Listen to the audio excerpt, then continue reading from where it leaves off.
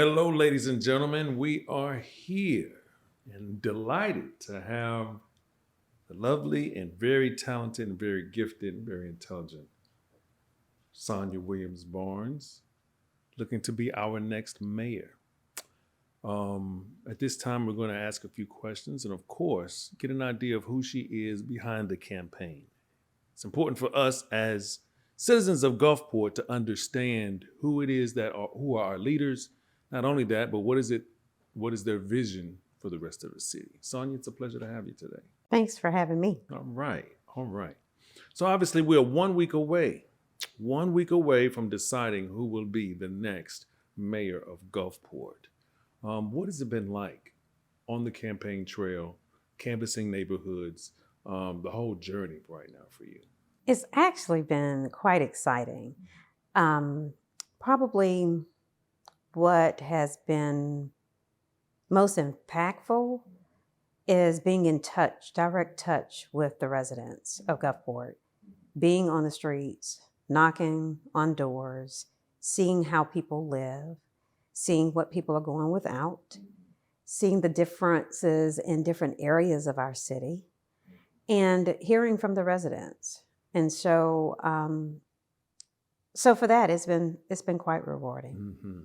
What does it feel like that possibly you could make history as the first woman as well as African American mayor of the city of Gulfport, second largest city in the state of Mississippi? How does that impact you going forward? Well, I don't really think of it that often. When I'm reminded of it, it's usually when I see little black and brown girls that are excited about what I'm doing, or young ladies and saying, thank you for doing this for me. Because truly I know that it is not about me being the first woman. It is not about me being the first Black person to win as mayor. It's truly about the people making a decision of who's the best candidate. And I look at my history, my track record. It shows and it speaks for itself. The work I've done in the Mississippi legislature, work I've done in the community, work I've done as a business owner. And that work just says what it says. It speaks for itself. Well, let's talk about that. You've been an elected official, having that experience for over 10 years. What are some of the highlights that you'll probably draw from with a Williams Barnes administration? Well, I think one of the most of the things that I, really enjoyed with being a legislator was constituent services. Being able to have constituents place calls to me, and I'm able to answer those calls and maybe rectify problems that truly only took like a phone call. Sometimes it took more. Some other things that stand out, I remember a guy who had lost his voting rights. And some people in Gulfport may remember him. And he would be out every election with signs saying, they won't let me vote. They won't let me vote. And so one day I stopped and I told him I could help him get his voting rights back. Really not sure if I could actually get it done, but that was my mission. Well, the first year it didn't work, and then my name began to appear on the posters of him saying I was the reason, he couldn't vote or couldn't get his voting rights back. And just before I left the Mississippi legislature, I was able to get his voting rights back by merely introducing a bill, which I had been doing, but it's not an easy process. It has to go through the House, it has to go through the Senate and both committees and all of that. And so I was able to get that done for him, and he was able to vote again. The misfortunate part about it is that after he voted that first time, he passed away. But he left here voting. Yeah, something that he had been wanting. And so that was a highlight. Other things, legislation that I got passed before a few years ago, before I left, there women who were incarcerated, who were who were pregnant, and when they got ready to give childbirth, they would be in shackles. And so they would be in restraints. And so we were able to get some legislation passed, working with other legislators. We were able to get legislation passed that if a woman is pregnant and she's incarcerated, she is removed from restraints in order to birth her baby. Mm. Other things, there is something that's called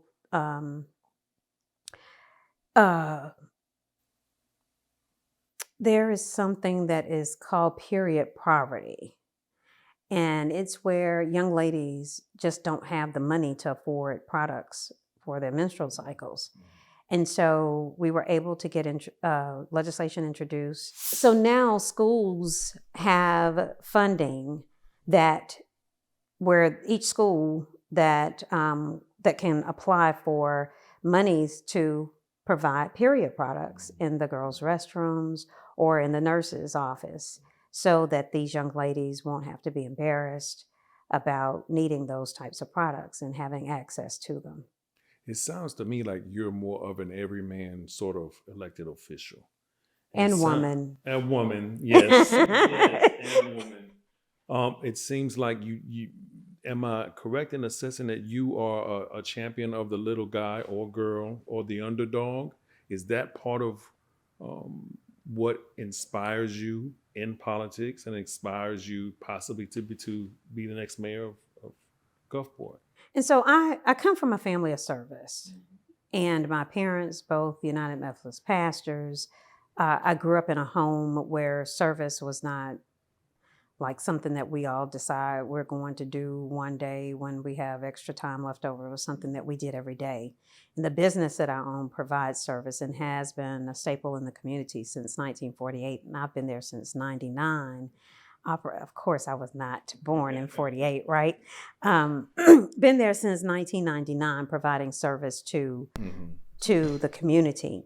And I have a passion for people, and I have a passion for equality and equity. And knowing that there is a difference in equality and equity. And so I push for equity all across Gulfport. What does a person who Sonya Williams Barnes represent? What is that person? If you were to put a person like that and come up with some, let's say, ingredients, this is the type of person that wants this. This is the type of person that's gone through that. This is the type of person who envisions this. How do you envision your supporters? My supporters look like Black women, white women, Asian women, Jewish women, Black men, white men, Jewish men, Islamic men, Africans, Jamaicans. I have this vision for one Gulfport, and that represents everyone. Everyone, every neighborhood, every ward, every person, Hispanics, Vietnamese, we all make up our city. We all are tax-paying citizens here in our city, and we all should have a voice. And so I don't believe in just making decisions for people. So for instance, if someone, let's say we're talking about law enforcement in relationship to community. So to me, if I was to have a roundtable about law enforcement and community, I'm going to, one, have someone from law enforcement represented. I'm going to have someone from the community represented. I'll have leaders in the community represented. I'll also have previously incarcerated persons represented. I'll have people in the community that have been impacted by whatever the issue is that deals with law enforcement. So I don't believe, because I've never been pulled over, harassed by the police, or arrested, but there have been people who have. I've never been a law enforcement officer, so I can't give that person's opinion, but there are experts in law enforcement that, are here in our city. And so I believe in layering policy and people. And you cannot have conversations and you cannot create change in a city without the buy-in of people, the people who live there, the people who work there, and the experts. And so that's just my philosophy of including people. Good. You mentioned law enforcement, and obviously in some cases we've dealt with some violence in some areas of the city. What is your take on policing, a secure Gulfport? What's your stance on securing the city? So first of all, we need to build rapport, better rapport between law enforcement and community. We also need to make sure that our citizens know that there's a part that we play in having a safe city. So when we see things that are happening in our communities that are against the law, that are unsafe, that we report those things. But we have to also feel comfortable reporting those things, right? And so we have to have law enforcement that is experienced. We have to make sure our law enforcement are paid very, as other cities, competitive wages are important because there are cities across our Gulf Coast that are smaller, that have less crime, and law enforcement can go in and make way more money. And so we need to put our money where our mouth is. And that means paying for more force, paying the force that we have better. And we definitely need to increase the amount of law enforcement that are here in our city because we are short. We are almost 50% short of officers on the street. If and when elected, your first 90 days as mayor, what are some things that you look to hit the ground running? This is what your priorities will be, or this is going to inject into the city. What is your first 90 days look like as mayor? I plan to do an assessment the first 30 days. And during that assessment, I will visit every ward in the city and hear from the people of those wards. I will ask for the support of the city council members that represent that area, because I think it's important for our leaders to be there and listen as well, because we're in a city where it's a strong council, weak mayor. And so you have to have a council that's going to go, that want to be a part of the cause as well. Yeah, and so I think it's very important that we first hear from residents. And then after hearing from residents, it is, or while hearing from residents, at the same time, I'll be assessing the different departments within the city and looking for ways to trim, looking for ways that we've been overspending, looking for ways that we have been underspending, and just assessing the whole, all departments of the city to see where we can improve. Mm-hmm. Mm-hmm. Yeah, and so I plan to do that, not just single-handedly. I plan to bring in experts to help with that transition. I got you. The biggest issues that you see or have heard from your constituents within the city, what are some of those major issues that you think need in immediate attention or immediate investment per se? So if there's an issue that is about that a constituent has a concern about, it's immediate for me. First and foremost, things that I've heard. So if I hear from developers or builders in the city, I have heard that there are hurdles when they get ready to do development with permitting. And that is a concern of mine. There have been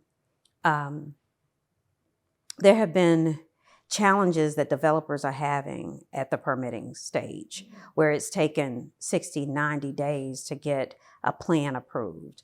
Those things should not be happening. We should be welcoming of businesses in Gulfport. And it should not just be certain people that get their permits pushed through. It should be open. This is free market. We want to welcome everyone to come to Gulfport and do business. Because when people do business in Gulfport, that increases our revenue. When people do business in Gulfport, that gives our workforce somewhere to go and make money, right? to take care of themselves. And so that's very important to me, that we have, that we don't have challenges and hurdles there in the permitting department and urban development department. You talked about entrepreneurship and injecting businesses. Lots of talk about downtown Gulfport and trying to build up the downtown area to where it's a lot more welcoming, hospitality and such. Do you have a plan for that? And if so, what would that be, or what would be your vision for downtown Gulfport? And so downtown Gulfport is very important to me. As we go and I visit other cities across our state, the southern region of our state, our region, and you see all of the nightlife. You see, people shopping. You see people in restaurants and clubs and music and all of that. I want to see that for Gulfport as well. However, I also want to see those same types of pockets of development in every ward in our city. I want to be able for young people, families to be able to walk out their doors and walk down the street to a green space with restaurants and shops all over. I want our young people to be able to see that they can be business owners too. But if the business is always only downtown, when they walk out of their doors, they won't see that because they may not ever go downtown. I know it sounds far-fetched, but there are some kids that probably have not been downtown in Gulfport. And so we want to make sure that we have development all throughout our city. And that's where that One Gulfport comes in, where every ward, every neighborhood, every community has development, has growth, is able to be successful, to thrive. That's important to me. Mm-hmm. Yeah. Mm-hmm. Great. Well, I can't help but bring this up, but obviously naysayers from the other side, I'm sure you're aware of social media and the like, trying to connect you to some sort of national agenda.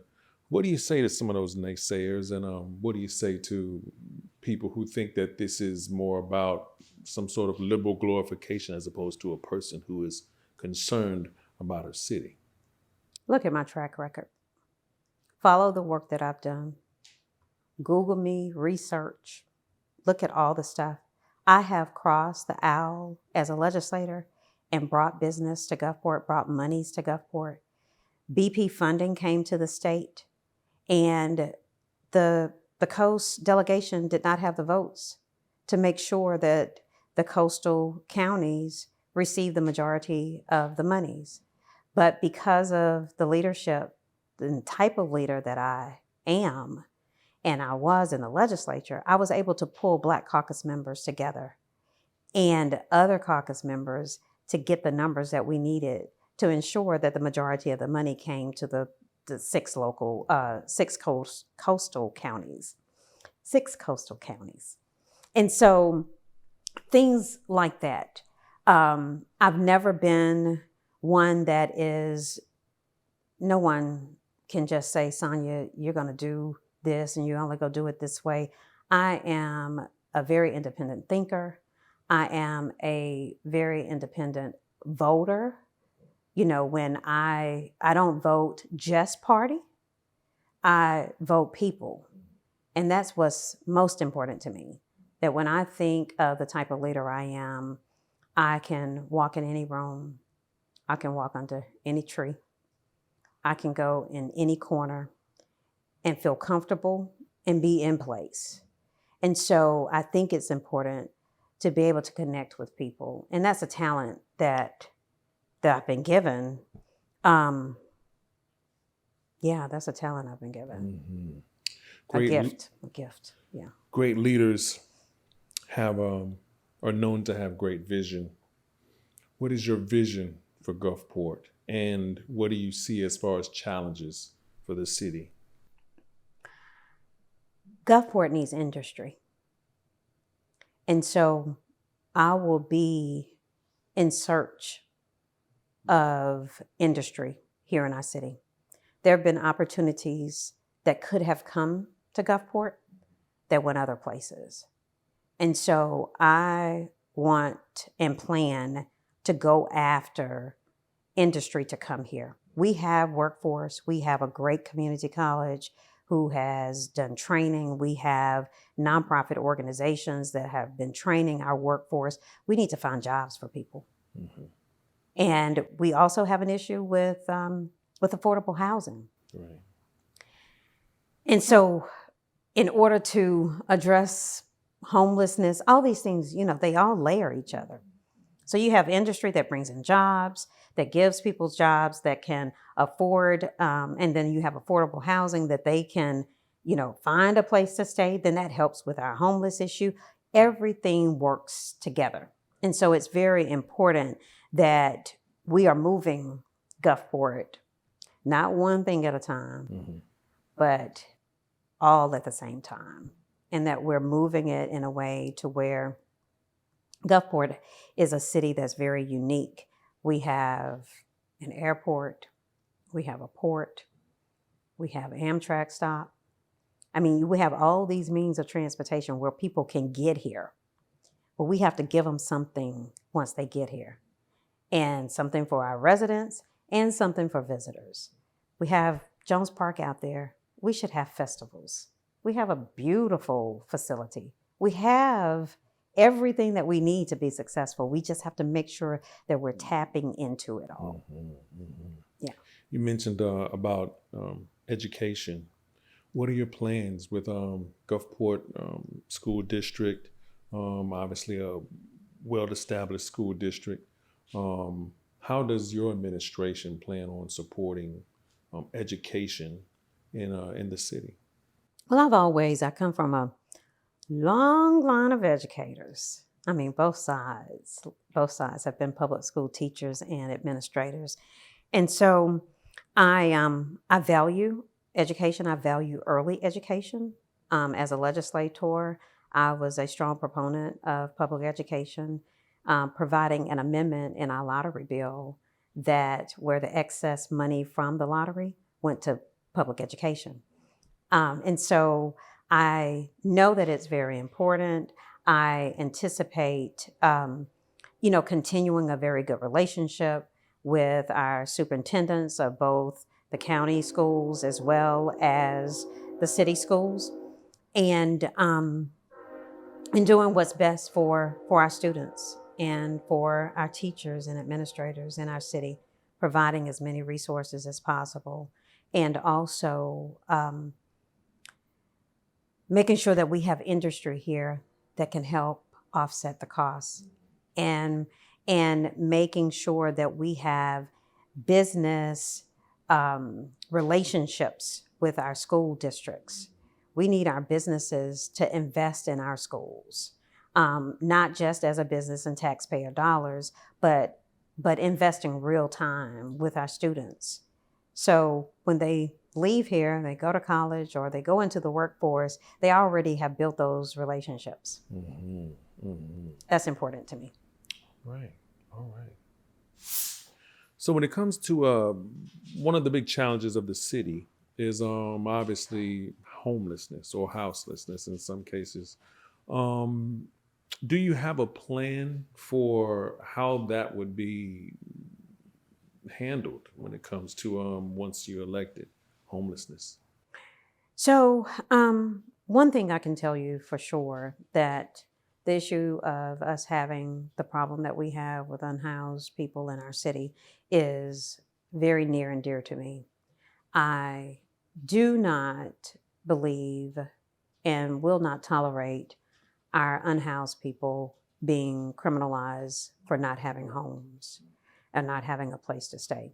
I do think that there are nonprofits that are in the city and service providers that are here in our city that provide the direct services that are needed, and finding out the root causes of homelessness is what we need to be addressing, and not just picking people up and arresting them for not being able to have a home to stay in.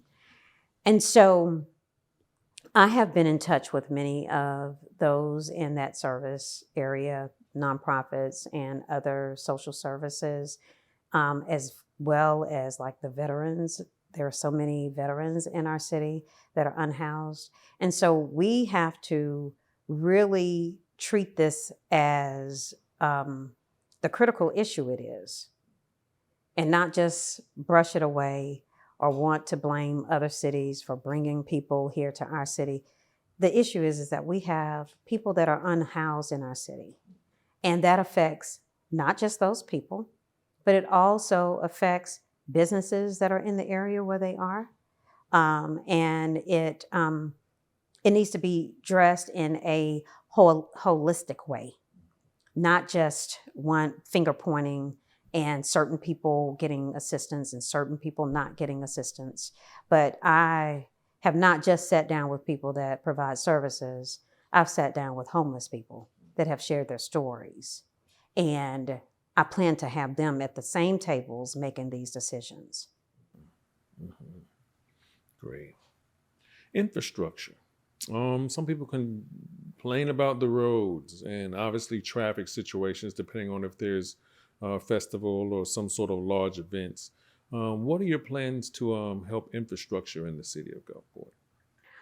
Well, I think, first of all, the city has been working on a bunch of different plans, and plans that have, people have done studies, people have done abstract designs and all of these things, and nothing has been implemented. I personally introduced legislation that brought $3.5 million to Gulfport for flooding in Forest Heights and Bellevue, and that has not even been spent. Wow. And so it's important that you have an administration that implements, executes. It's one thing to run for office, be a leader, but if you can't execute, you really are just sitting there holding a title. And I can assure you that with me as mayor, we'll be doing work. We're going to work. It won't be business as usual. It won't be pet projects. It's going to be work around Gulfport to create change and inclusive of all people. Yeah. In your inclusivity of people, do you have any plans for communication? What I've seen with some previous administrations in other cities, they have an issue being able to put the word out. Because there's so many people in the city who actually want to play a part of bettering the city and would like to support your administration. Do you have a plan in place, or maybe some sort of procedure or something set up to where this is how we put the word out? Obviously, through your campaign, there's lots of people being mobilized. Is that a precursor to what we're going to see in a Williams Barnes administration? Yes, most definitely. I'm people oriented, and people are the center of my work. It's why I do the work that I do. We will be transparent not only in word. So I understand that when we put something up online, that's only going to reach people who have computers, only going to reach a certain demographic of people. If we put something on television, that's only going to reach people who watch television. There are people that don't watch television. If we put there are areas even in where I live that don't have fiber in order to have, live streaming as strong as some other areas. And so those are things that I will ensure that we use every avenue, even the good old fashioned newspaper for our seniors who still receive a newspaper, and getting that information out and filtrated into our communities through churches, through organizations. It's a collaborative effort, just like how it has been grassroots in my campaign. I plan to run the city that way, including people, making sure everyone's voice is heard. I know that I won't always make everyone happy, but I will do the best I can to ensure that what we do is best for Gulfport. You mentioned seniors, and outside of a few pickleball setups in some other places, there hasn't been a large amount of things just outwardly just known about what's being supported for seniors. What are some of your plans on encouraging senior support and having them also play a part in your administration? So I'm glad you asked that question. I was visiting a senior citizen center not long ago, and I was told by the residents there that they don't have transportation, like they have transportation to get there, but only for 15 people, and transportation to get back home, but only for 15 people. But they don't have transportation to go to the farmer's market. They don't have transportation to go on field trips or go different places that our seniors, that is important because some of these people, some of these seniors, they only get a chance to be that's the only time they're around people, is there at that center for those few hours a day. And so it's important that the seniors in Gulfport have transportation, for one, and transportation not just for 15 people. They almost had 50 people there that day, but the bus only runs one time. That center needs their own form of transportation. So if that means that we have to, figure out what to do with CTA in order to get them there and back, that's important to me. Yeah, because many of them are lonely, they live alone, and this is a place where they can come and collab and have a few meals. And so, yeah, we got to do something about that. All right. Well, thank you so much for taking time out with us, Ms. Sonya Williams Barnes. Election Day is 1 week from today. Do you have any final thoughts or final things you want to say to our viewers? Sure. Vote Sonya Williams Barnes on June the 3rd, 1 Gulfport. I promise not to disappoint you. We need your vote. We can do this, but you have to show up to vote. We have absentee voting, 8 until 5 daily at City Hall and at your precinct on June the 3rd, 1 Gulfport.